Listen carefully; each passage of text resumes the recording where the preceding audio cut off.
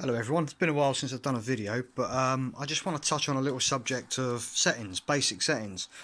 If you're new to this machine, you don't need to go all out and go for these crazy programs that everyone's running, because you start adjusting things that you don't really know what it's doing, and you change it for the sake of changing it because someone's given you a program. Like I say, you don't need to do it. Excuse me if the quality of this video is a bit poor, but my GoPro's not charged, so I'm just on my phone. So let's just take it through, turn it on. Okay. Just turn that light off actually.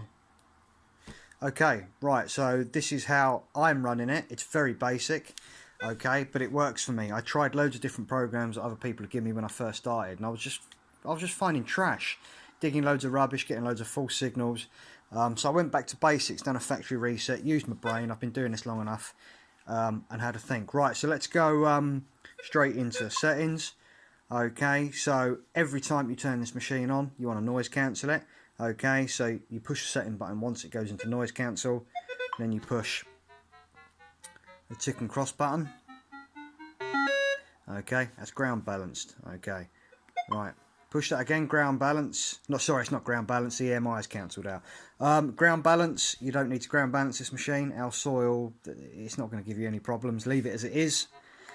Volume, I run mine flat out at 25. Right, this is where people start going wrong when they're new to the machine. Okay, and they hold it down and they start going into sub-settings, tone 1, tone 2, whatever you're running. They start changing pitches and things like that. I don't. I leave it all standard there. Okay, so let's come back out of that. And it takes us to threshold. Okay, threshold I'm running at 8 with a pitch of 1. Okay, so little hum in the background. That pitch of 1 I like. Let's come out of that. Go to tones, 5 tones. I don't like 2 tones. Again, for some reason, it just didn't seem very productive for me. 50 tones for me is too much. 5 tones is great. Again, people start going into this and they start changing things because they can. Okay, you don't need to. Just until you've had the machine 5-6 months or you've had a season with it, and understand what you're changing, don't do it. You don't need to. It's perfectly capable out the box. So accept, reject.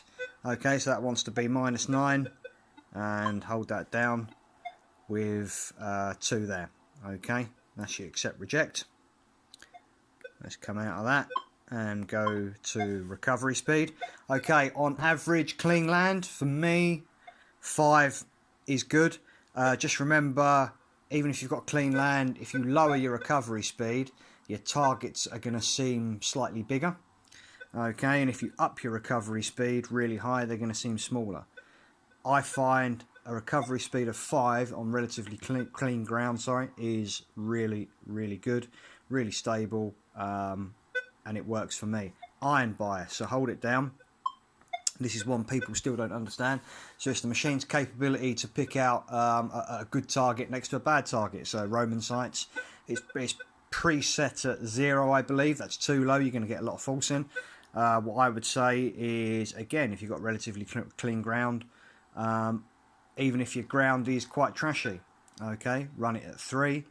If it's a really, really bad Roman sight, possibly 2.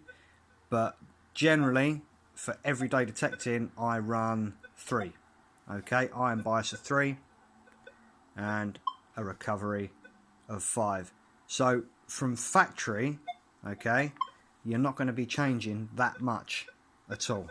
All metal every time. Sensitivity, I always start off on about 21 until you get used to the machine, because if you run it too hot, you can get a bit of noise. I'd get used to the machine first. 21 is really good. If you've got any problems with EMI, do a noise cancel first. Okay, if you're near pylons, if that doesn't knock it out, just drop the sensitivity down a bit. Okay, you're not going to lose a huge amount of depth. And then once you're past them, whack it back up a bit. Okay, if you feel you can cope with it, whack your sense right up. You can see it gets a little bit noisy. I am indoors, but generally, sensitivity of 21 for everyday detecting is going to be fine. And all this is done in field 1. A lot of people are using field 2. Everything I do is field 1. So let's just go back through it again.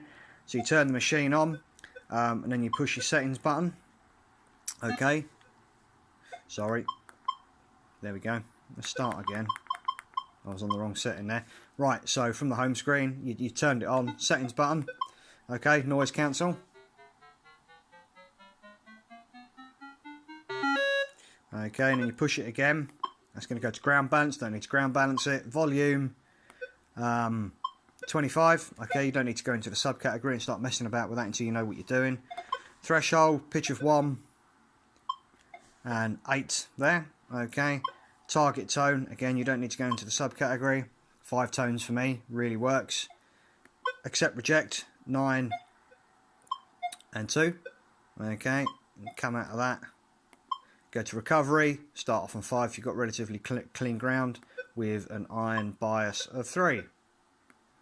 Okay, really, really simple. Don't overcomplicate it. I always run all metal. I like to know what's going on. And just because it's a quick machine, it doesn't mean you have to be lightning with it. You know, give the machine time to work. If you've got a fast recovery speed, if you've got a fast machine, it's going to work even quicker. If you go slow, it's going to be even more capable of picking them targets out.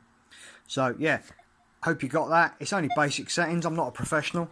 Okay, I don't claim to be some professional tester type detectorist, but it works for me. I'm digging cut quarters at stupid depths, airgun pellets at stupid depths.